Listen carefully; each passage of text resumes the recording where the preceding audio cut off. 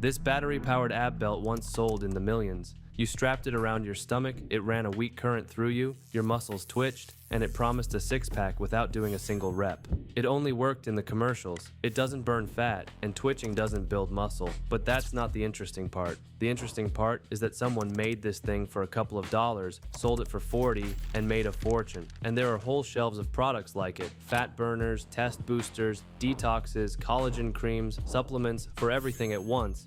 Most of them do almost nothing, and yet they hold up an industry worth hundreds of billions of dollars. Have you ever wondered how people make money off this? Is it even legal to basically pour flour into a capsule and sell it as a supplement? Or to add a little collagen to an ordinary cream and sell it as a collagen cream? Who's making the money here? And could you? So let's break it all down step by step. From the easiest method to the hardest. How to make money in the supplement and cosmetics market. Where to start, what it costs, and what's legal here and what isn't. And understand the main thing about this market right away. The demand never dies. People will always want fast results with no effort. Lose weight without dieting, look younger without a doctor, get jacked without a gym. As long as that want exists, so will the market. So the question isn't whether people buy this stuff. They always do. The question is whether you're the one buying it or the one making money off it. Method 1, the easiest. Making money off other people's products without having your own. Here's the idea. You promote someone else's supplements or cosmetics through a special link. Someone buys through it, and you get a cut. No warehouse, no inventory, no manufacturing. Here's how it looks in practice. You start a page or a channel around one topic, say breaking down supplements and skincare, what works, what doesn't, what to compare with what. TikTok, Instagram, YouTube, Reels, anywhere. Under your videos and in your profile, you drop an affiliate link to a specific product. Almost everyone has a program. Amazon, iHerb, most brands. For every purchase made through your link, you earn a commission. And here's the nice twist. You don't even have to hard sell anything. You can be an honest reviewer, telling people which of these are duds and which actually work, and pointing them toward the ones that work. Trust sells better than anything. It costs $0 to start. All you need is a phone and a topic you know. Method 2, reselling. Now you're working with product, but you still don't manufacture anything. You buy cheap supplements or cosmetics, wholesale or straight from a supplier, and resell them for more. The version with no warehouse is called dropshipping. You list the product on your store, and when someone buys it, the supplier ships the package straight to the customer, and you just pocket the difference. The markup is the entire profit here, and competition is fierce, so two kinds of people win. The ones who found the product cheaper and the ones who know how to present it. Really, you're not selling the powder itself. You're selling the packaging, the presentation, and trust in you. Method 3. And this is where the real market begins. Your own supplement or cosmetics brand without owning any manufacturing. It's called white label or private label. Here's how it works. There are thousands of contract manufacturers that already know how to make supplements and creams. They have ready-made stock formulas, plain protein, vitamin C, collagen for skin, moisturizing cream. You pick a ready formula, order a batch, slap your name and logo, and it's officially your brand. You don't mix anything yourself, and you don't invent anything. The factory makes the product, you make the brand. And here's the direct answer to the question from the start. Yes, you basically can take a cheap base formula that does almost nothing and sell it under your own name. That's exactly how a big chunk of the mass cosmetics market works. Same with the cream. You can add a drop of collagen and call it a collagen cream. The collagen really is in there, and all of this has clear rules. And here's where the line of the law runs. First, you're required to list the ingredients honestly. Putting one thing in and writing another on the label is fraud, and you get punished for it. But selling an honestly listed, yet essentially useless ingredient is perfectly legal.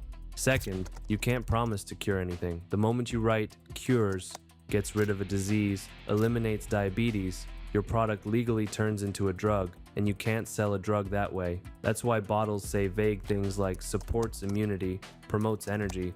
Those are approved phrases that mean nothing. For the same reason, you can't promise the cream will repair your skin, only that it moisturizes. Third, in the US, no one checks supplements for effectiveness before they go on sale. The government isn't required to prove the product works, and neither is the manufacturer. They only start checking if people get sick or if you lied about the ingredients. That's exactly why these products sit on the shelves without a problem. The law doesn't require you to prove a supplement works. With cosmetics, it's even looser. A cream goes through no approval at all. All that matters is that it's safe. and that you don't promise it'll cure your skin.